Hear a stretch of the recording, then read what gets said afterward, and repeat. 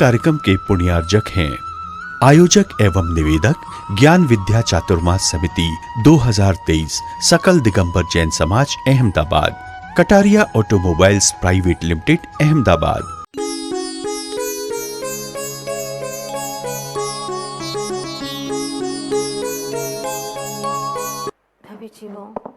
गुरु शब्द सामान्य नहीं होता और गुरु जैसा व्यक्तित्व इस धरती पर सामान्य नहीं होता। कहते हैं गुरु की वाणी मंत्र है, गुरु की वाणी मंत्र है, गुरु का दर्शन यंत्र, गुरु आशीष ही जगत में सबसे बड़ा है मंत्र, सबसे बड़ा है मंत्र, तंत्र सबसे बड़ा है तंत्र। गुरु का आशीष मिल जाए हमारे जीवन की सुरक्षा का एक कवच बन जाता है, जैसे ही उनका आशीष मिलता है। क्योंकि गुरु जब भी आशीर्वाद देते हैं अपनी दिव्य ऊर्जा वलय से करुणा, दया, अनुकंपा, जगत उद्धार की भावना से वह तरंगे हम तक पहुंचती है और हमारे भीतर में भी अपने मंजिल को पाने का, अपने लक्ष्य को पाने का एक उद्देश्य वहीं से प्रकट होता है। ये सारी महिमा गुरु की होती है। वास्तव में गुरु के बारे में क्या कहें, सारे शब्द बोने पड़ जाते हैं। चाहे कितने भी शब्दकोश में अच्छे से अच्छे शब्दों को ढूंढ करके लाएं, फिर भी गुरु की महिमा और उनका बखान करने में वो शब्द बहुत कम पड़ जाते हैं, बहुत छोटे और बोने पड़ जाते हैं, क्योंकि वो आसमान से ऊंचे हैं और समंदर से गहरे हैं। उनकी गुणों की गहराई का व्याख्यान हम नहीं कर सकते। कहने को बस इतना ही कह सकते हैं कि हर दिशाएं दिनकर को जन्म नहीं देती, हर दिशाएं दिनकर को जन्म नहीं देती। हर रात पूनम के चांद को जन्म नहीं देती, हर रात पूनम के चांद को जन्म नहीं देती। यूँ तो होती हैं कई माताएं हजारों इस दुनिया में, लेकिन विद्याधर जैसे बालक को जन्म देने वाली हर कोई माँ नहीं होती, हर कोई माँ नहीं होती। कोई विरला ही ऐसी माँ होती है जिसने पूर्व में इतना सातिशय पुण्य अर्जन किया हो, जो इस भौतिकवाद के चारों तरफ भोगों के आकर्षण में भी ऐसे बालक को जन्म दिया, जहाँ चारों तरफ के इस भौतिकता के आकर्षण को अपनी नन्ही सी अहिंसक पगतलियों से ठुकरा दे जग का वैभव और चल पड़े वितरागता के मार्ग पर, अनावरत अरुक अथक चल पड़े। और जो भी उनके पास में आए उन्हें भी उनकी गाथा सुना करके उन्हें भी उस मार्ग तक पहुंचाने के लिए सक्षम हो जाए, ऐसा कोई बालक जन्म दे। ऐसी विरली कोई माता होती है श्रीमती जैसी। वास्तव में आज का दिन 10 अक्टूबर का दिन है। तारीख की अपेक्षा से बालक विद्याधर ने आज के दिन जन्म लिया था, लेकिन वो मानते ही नहीं कि मेरा जन्म हुआ इसलिए वो महान है। ज्ञानी जीव अपने जन्म को मानते ही नहीं, क्योंकि वह अपने आप को आत्मा मानते हैं। जो सच में आत्मा है उसे ही स्वीकार करते हैं, और आत्मा का कोई जन्म नहीं होता, आत्मा का कोई मरण नहीं होता। इसीलिए वे सदा अपने आप को अजन्मा मानते हैं, अमरण धर्म मानते हैं। ऐसे आचार्य गुरुवर श्री विद्यासागर जी महाराज आज जन जन के लिए आदर्श हैं, श्रद्धास्पद बने हुए हैं। यही कह सकते हैं कि कल्प वृक्ष तो कल्पित फल ही देते हैं, कल्पना करो तो ही फल देते हैं। कल्प वृक्ष तो कल्पित फल ही देते हैं, चिंतामणि भी चिंतित वस्तु को ही देते हैं। पर गुरुवर एक ऐसे अनुपम दाता हैं जो हर भक्तों को शाश्वत सुख प्रदान करते हैं, शाश्वत सुख प्रदान करते हैं। अगर गुरु न होते तो हमारे जीवन में ऐसे अच्छे अध्यात्म और पावन जिन शासन की, जिन धर्म की शुरुआत ही न हुई होती। इसलिए मैं तो कहूँगी कि बहुत ही सौभाग्यशाली हैं हम। गुरु हमारे पास नहीं, हमारे साथ हैं हर पल, हर श्वासों की धड़कन में, हर हमारे जीवन के एक एक जैसे जैसे आयु के निषेक खेलते हैं, वैसे वैसे हमारे गुरुदेव वो निषेक तो खेलते चले जाते हैं, लेकिन गुरुदेव हमारे चेतना में बहुत अच्छे से जम करके निवास करने लगे हैं। और ऐसा लगता है अंतिम क्षणों में भी उन्हीं का सुमिरन करते हुए, उन्हीं की वितरागता का सुमिरन करते हुए, जब अंतिम क्षण का अवसान होगा, भावना भाएं कि बस गुरुवर अगला भव भी आप जैसे सद्गुरु के चरण सानिध्य में वितरागता का अनुभव करने में हमारा बीते। और अब अगली बार, इस बार तो चूक गए लेकिन अगली बार बिल्कुल चूकने वाले नहीं है। सभी लोग ठान लीजिएगा कि हम भी ऐसे मुनि बने और मुनि बन करके हम ऐसी तपो साधना करें कि 1 या 2 भव में ही हम संसार से मुक्त हो जाएं, दुखों से मुक्त हो जाएं, ऐसी भावना करें। देखते हैं ऐसे महान आचार्य होने के लिए एक माँ अपने बच्चे को कैसे बचपन से गढ़ती है। बालक का जन्मदिन है आज, शांतिनाथ जी का भी है और विद्याधर जी का भी है। माँ क्या करती है? केक बनाती है क्या? पूछना चाहती हूँ आपसे। नहीं। चाकू हाथ में लेकर के बैठी है क्या? मोमबत्ती बुझाने का प्रयास करती है क्या? नहीं नहीं नहीं, बुझाना नहीं, हमें तो रोशन करना है। बुझाना हमारी संस्कृति नहीं है, रोशन करना, प्रकाशित करना हमारी संस्कृति है। काटना हमारी संस्कृति नहीं है, जोड़ना हमारी संस्कृति है। और भारतीय संस्कृति को उन्नत करने वाली वह माँ श्रीमती अपने बच्चों के हाथ में प्रातिहार्य की वह था, किस प्रकार से एक एक प्रातिहार्य थमाती है और क्या कहती है, बड़े ध्यान से सुनिएगा, सबके काम का विषय है। माँ करने लगी प्रार्थना, हे प्रभु जीवन रहे खुशहाल इनका, अभ्यागत को दे शरण। अभ्यागत यानी जो भी इनके शरण में आए उनको दे शरण। शोक रहित हो जीवन सबका, इसी भावना से है अर्पण अशोक वृक्ष प्रातिहार्य। अशोक वृक्ष, क्यों?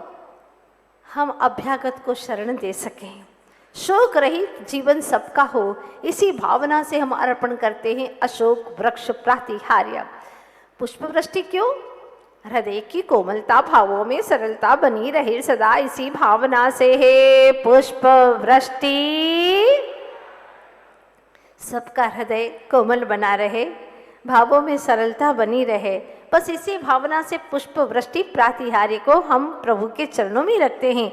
निज पद से च्युत न हो सिद्धासन शीघ्र, कर्म नाश है तो सिंह सा पराक्रम बना रहे, इसी भावना से सिंहासन। हाँ, दब्बू नहीं बने, कायर कमजोर न बने, सिंहासन सिंह के जैसा मोक्ष प्राप्ति के लिए पराक्रम बना रहे। हमसे तो कुछ होता ही नहीं है, पूजन पाठ तो हम कर ही नहीं पाते, रात्रि भोजन तो हमसे छूटता नहीं है। अरे कायरों, महावीर के वंशज होकर के ऐसी कायरता की बातें करते हो, तुम्हें शर्म नहीं आती? ललकारते हैं, सिंहासन प्रातिहार्य अर्पण करना है। सिंह जैसा पराक्रम हो, मैं सब कुछ कर सकता हूं, मैं वीर का वंशज हूं, तीर्थंकरों की वंशावली में मैंने जन्म लिया है, वो मेरे आदर्श हैं, वो मेरे आराध्य हैं, वो मेरे परम पूज्य हैं, जिन्होंने सारे सारे धन वैभव को छोड़ दिया। 6 खंड के वैभव थे जिनके पास में, उनको उन्होंने पल भर में छोड़ दिया, पीछे मुड़ करके नहीं देखा। आखिर ऐसा कौन सा वैभव है तुम्हारा जिसके लिए तुम्हें समय नहीं मिलता?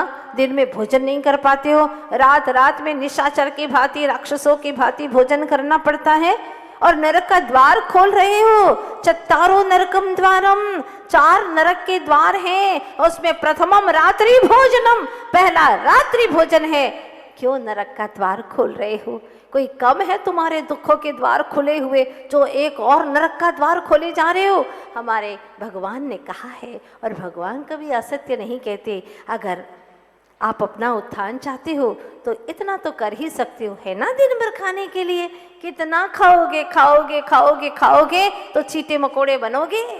दिन भर खाने पीने के पीछे देखो बेचारे पशु घूमते रहते, कुत्ता दिन भर दौड़ता है, क्यों? बोलते जाओ, क्यों दौड़ता है? खाने के लिए। गाय दिन भर इधर से उधर घरों घरों के अंदर मुंह मारती रहती है, क्यों? खाने के लिए। सुअर इधर उधर नालियों में मुंह डालते रहते हैं, क्यों? बकरी इधर उधर घूमती रहती है, भैंसे काली काली घूमती रहती है, खाने पीने के पीछे। चींटी मकोड़े घूम रहे हैं दिन भर अपनी आहार संज्ञा के पीछे। ध्यान रखना, अगर दिन में भी रात में भी खाना खाना खाना, अगर यही दिख रहा है तो फिर परशु योनि में ही जाना पड़ेगा, जहाँ बस तुम्हें बहुत खाने की इच्छा थी ना, लो अब खाने के लिए 24 घंटा है, खूब खाते रहो, घूमते रहो, फिरते रहो।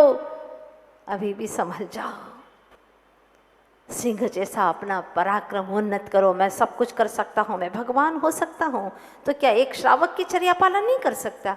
हाँ, श्रमण नहीं बन रहे हैं आप, श्रावक ही बन रहे। कम से कम सच्चे श्रावक तो बन जाओ, जिन कुल में आए हो, इतना तो कर लो। क्या कहती है माँ, निज पद से च्युत न हो, सिद्धासन शीघ्र प्राप्त हो, कर्म नाश हेतु सिंह सा पराक्रम बना रहे।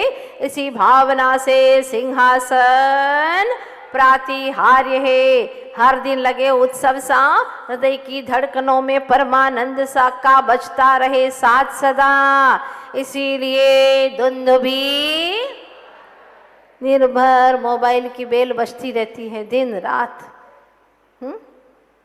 दुंदुभी का स्मरण करो, जो दुंदुभी गगन में बजती है, औरों को जगाती है, भव्यों को जगाती है, और ऐसी जगाती है कि फिर वह सो ही नहीं पाता, हमेशा के लिए सदा अप्रमत्त और जागृत हो जाता है, अपनी सुषुप्त चेतना को जगा देता है और एक अच्छी सी जिंदगी जीता है। जहाँ जाता है वहाँ पर महक ही महक हो जाती है, ऐसी जिंदगी जीता है। तो दुंदुभी प्रातिहार्य कैसे चढ़ा रहे हैं, हर दिन लगे उत्सव सा, हृदय की धड़कनों में परमानंद का बसता रहे साथ सदा। इसीलिए दुंदुभी प्रातिहार्य है। प्रभु के चरणों में जाओ, गुरु के चरणों में जाओ, हर दिन उत्सव जैसा लगता कि नहीं लगता? अपने आप पैर थिरकने लग जाते हैं। हाँ, चेहरे पर एक रौनक सी आती है, हाथों में अपने आप तालियां बजने लग जाती हैं। क्यों? क्योंकि उत्सव सा लगता है। निश्चित बात है, पूज्य पुरुषों की चरण सन्निधि पाते ही हमारे जीवन में ऐसी रौनक आती है कि हम दुख भूल जाते हैं, हम अपने संकटों को भूल जाते हैं और अपने आप ही आनंद उत्सव चलता रहता है। ब्रह्मांड की समस्त वीतराग शक्तियों की दिव्य छत्र छाया बनी रहे, मस्तक पर सदा इन्हीं भावनाओं से अर्पण छत्रत्रय। बहुत अच्छी बात कही। एक प्रातिहार्य क्यों हम चढ़ा रहे हैं? अब चवर प्रातिहार्य क्यों? देखिएगा, अनुकूल हो या जीवन में दोनों प्रकार की परिस्थितियां आती हैं, कई बार अनुकूल तो कई बार प्रतिकूल भी आती हैं। तो ध्यान रखिएगा, ये पंक्तियां याद कर लीजिएगा और अपने जहन में रख लीजिएगा। जब कुछ ना हो तो सब्र करो, जब कुछ ना हो तुम्हारे पास तो सब्र करो, और जब सब कुछ हो तुम्हारे पास तो उसकी कद्र करो। दोनों में फेल हो जाते हैं। जब कुछ नहीं होता है तो सब्र होती ही नहीं है, धीरज नहीं होती है, धैर्य छोड़ देते हैं, धर्म ध्यान छोड़ देते हैं और गलत गलत काम करने लग जाते हैं। वैसे ही क्या कोई कम है तुम्हारे कर्म का उदय? कुछ लोग तो ऐसे बेहोशी में चले जाते हैं, ऐसे ड्रिंक कर लेते हैं कि घंटों तक बेहोशी में पड़े रहो। बेहोशी में पड़े रहने से क्या होगा? समय भी चला जाएगा।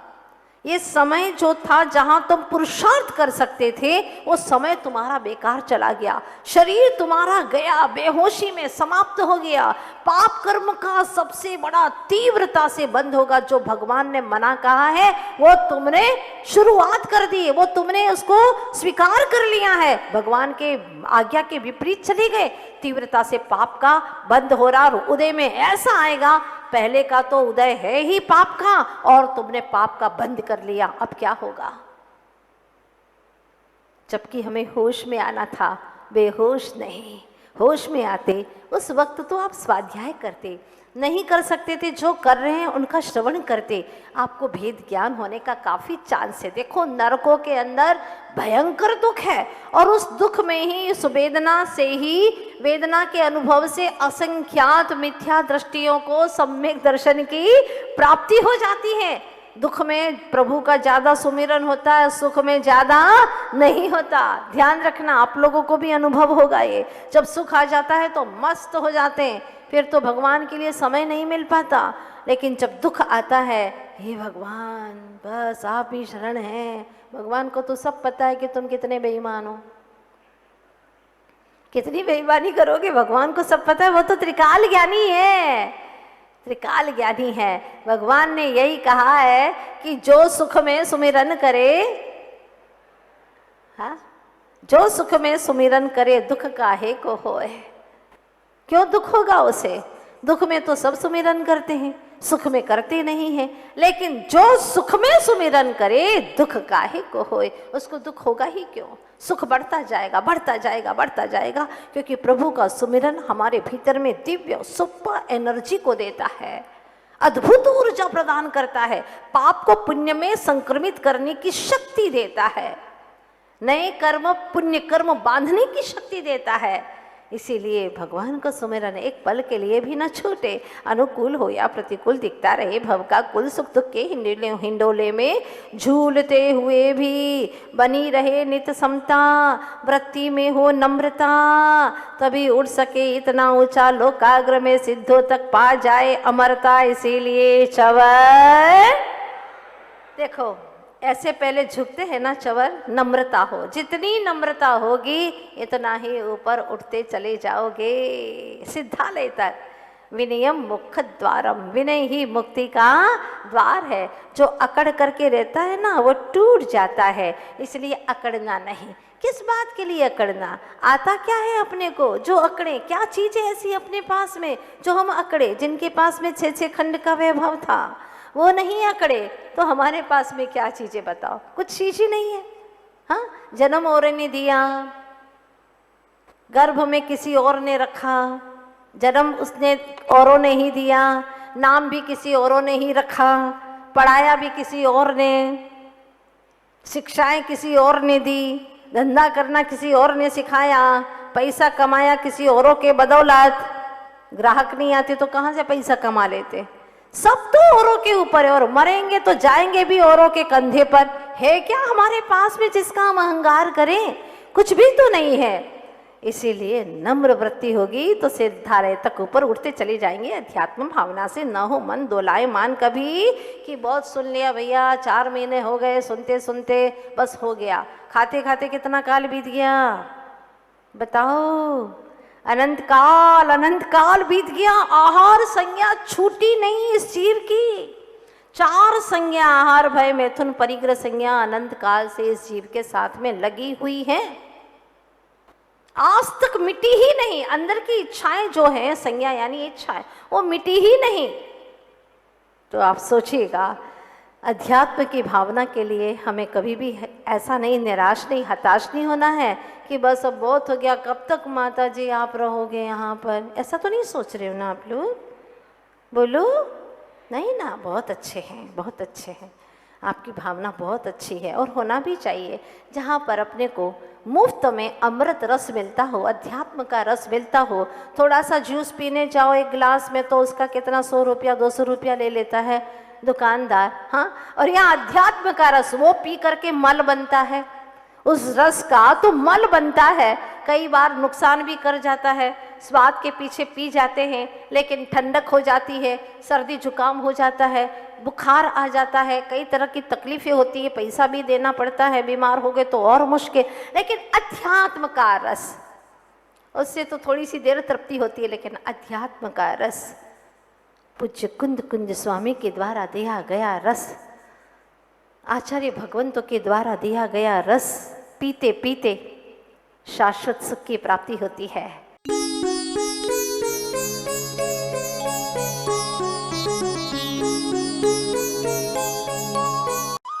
इस कार्यक्रम के पुण्यार्जक थे आयोजक एवं निवेदक ज्ञान विद्या चातुर्मास समिति 2023 सकल दिगंबर जैन समाज Ahmedabad, Kataria automobiles private limited Ahmedabad.